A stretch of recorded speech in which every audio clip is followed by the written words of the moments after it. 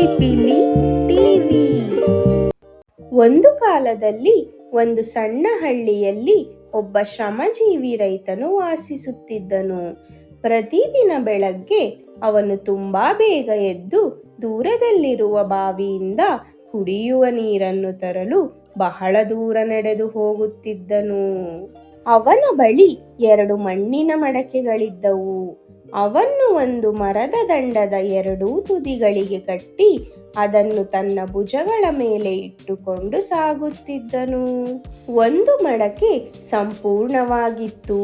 ಮತ್ತೊಂದು ಮಡಕೆಯಲ್ಲಿ ಸಣ್ಣ ಬಿರುಕು ಇತ್ತು. ಆ ಬಿರುಕು ಕಾರಣದಿಂದಾಗಿ ರೈತನು ಮನೆಗೆ ತಲುಪುವಷ್ಟರಲ್ಲಿ ಅರ್ಧ ನೀರು ಹೊರಗೆ ಹೋಗುತ್ತಿತ್ತು.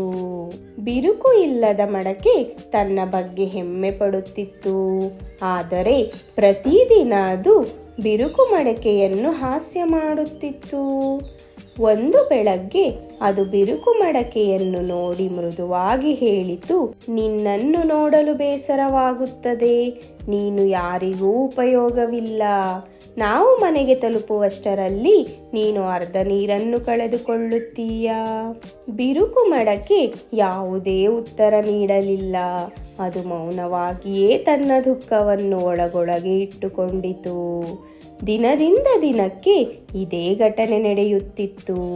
ಬಿರುಕು ಇಲ್ಲದ ಮಡಕೆ ಹಾಸ್ಯ ಮಾಡುತ್ತಿತ್ತು. ಬಿರುಕು ಮಡಕೆ ಮೌನವಾಗಿಯೇ ಇರುತ್ತಿತ್ತು.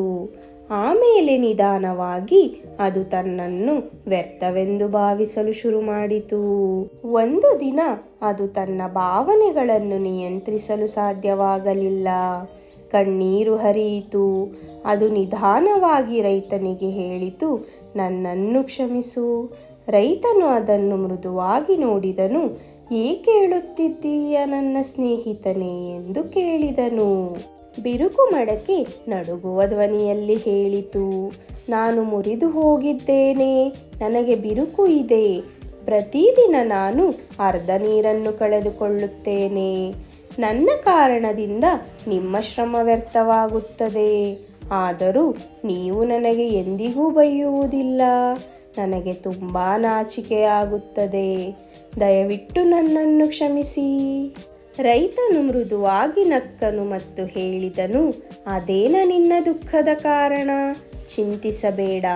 ನಾಳೆ ನಿನಗೆ ಒಂದು ವಿಷಯ ತೋರಿಸುತ್ತೇನೆ. ನಂತರ ನೀನು ಎಂದಿಗೂ ನಿನ್ನನ್ನು ವ್ಯರ್ಥವೆಂದು ಭಾವಿಸುವುದಿಲ್ಲ. ಮರುದಿನ ರೈತನು ಎಂದಿನಂತೆ 2 ಮಡಕೆಗಳನ್ನು ತೆಗೆದುಕೊಂಡು ಬಾವಿಗೆ ಹೋದನು. ಮರಳಿ ಬರುತ್ತಿರುವಾಗ ಅವನು ಹೇಳಿದನು, ಇಂದು ದಾರಿಯ ಬದಿಯನ್ನು ಚೆನ್ನಾಗಿ ಗಮನಿಸು. ಬಿರುಕು ಮಡಕೆ ಕೆಳಗೆ ನೋಡಿತು. ಅದಕ್ಕೆ ಆಶ್ಚರ್ಯವಾಯಿತು. ಅದರ ಬದಿಯಲ್ಲಿ ಸುಂದರ ಹೂಗಳು ಅರಳಿದ್ದವು. ಕೆಂಪು, ಹಳದಿ ಮತ್ತು ಗುಲಾಬಿ ಬಣ್ಣದ ಹೂಗಳಿದ್ದವು. ಬಹಳ ದಿನಗಳ ನಂತರ ಮೊದಲ ಬಾರಿಗೆ ಬಿರುಕು ಮಡಕೆ ತನ್ನ ದುಃಖವನ್ನು ಮರೆತು ಆ ಸೌಂದರ್ಯವನ್ನು ನೋಡುತ್ತಾ ಸಂತೋಷಪಟ್ಟಿತು. ಆದರೆ ಮನೆಗೆ ತಲುಪಿದಾಗ ಮತ್ತೆ ಅರ್ಧ ನೀರು ಕಳೆದು ಹೋಗಿರುವುದನ್ನು ಗಮನಿಸಿತು. ಮತ್ತೆ ಅದರ ಮನಸ್ಸು ಕುಗ್ಗಿತು. ಅದು ದುಃಖದಿಂದ ಹೇಳಿತು, ಹೂಗಳನ್ನು ನೋಡಿದರೂ ನಾನು ನಿಮ್ಮನ್ನು ವಿಫಲಗೊಳಿಸಿದ್ದೇನೆ. ನಾನು ಬಿರುಕು ಇಲ್ಲದ ಮಡಕೆಯಂತೆ ನೀರನ್ನು ತರಲಿಲ್ಲ. ರೈತನು ಮಡಕೆಗಳನ್ನು ಇಟ್ಟು ಮೃದುವಾಗಿ ಹೇಳಿದನು, ಇಲ್ಲ ನನ್ನ ಸ್ನೇಹಿತನೇ, ನೀನು ಇನ್ನೂ ಅರ್ಥ ಮಾಡಿಕೊಂಡಿಲ್ಲ. ಒಂದು ವಿಷಯ ಗಮನಿಸಿದ್ದೀಯಾ? ಹೂಗಳು ನಿನ್ನ ಬದಿಯಲ್ಲೇ ಮಾತ್ರ ಇವೆ. ಇನ್ನೊಂದು ಮಡಕೆಯ ಬದಿಯಲ್ಲಿ ಇಲ್ಲ. ಬಿರುಕು ಮಡಿಕೆ ಆಶ್ಚರ್ಯದಿಂದ ಕೇಳಿತು, ಏಕೆ? ಅವು ನನ್ನ ಬದಿಯಲ್ಲಿ ಮಾತ್ರ ಏಕೆ? ರೈತನು ನಗುತ್ತಾ ಹೇಳಿದನು, ನಿನ್ನ ಬಿರುಕು ನನಗೆ ಯಾವಾಗಲೋ ಗೊತ್ತಿತ್ತು. ಅದಕ್ಕಾಗಿ ನಾನು ಹಲವು ತಿಂಗಳುಗಳ ಹಿಂದೆ ನಿನ್ನ ಬದಿಯಲ್ಲಿ ಬೀಜಗಳನ್ನು ಬಿತ್ತಿದ್ದೆ. ನಾವು ಪ್ರತಿದಿನ ಮನೆಗೆ ಬರುತ್ತಿರುವಾಗ ನೀನು ತಿಳಿಯದೆ ಅವುಗಳಿಗೆ ನೀರು ಹಾಕುತ್ತಿದ್ದೆ. ಈಗ ಆ ದಾರಿ ತುಂಬಾ ಸುಂದರ ಹೂಗಳಿಂದ ತುಂಬಿದೆ. ಅದು ನಿನ್ನ ಕಾರಣದಿಂದ. ಬಿರುಕು ಮಡಕೆಯ ದುಃಖದ ಕಣ್ಣೀರು ಸಂತೋಷದ ಕಣ್ಣೀರಾಯಿತು. ಮೊದಲ ಬಾರಿಗೆ ಅದು ತನ್ನನ್ನು ವಿಶೇಷವೆಂದು ಭಾವಿಸಿತು.